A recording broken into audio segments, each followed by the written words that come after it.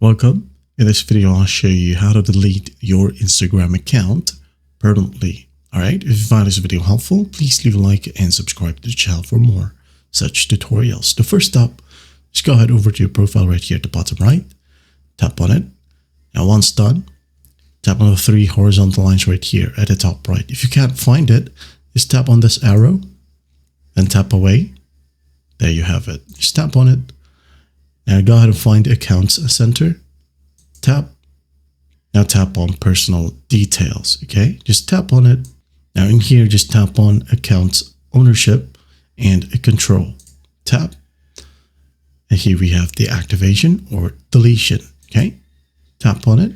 Now select the account that you want to delete or deactivate. Instagram.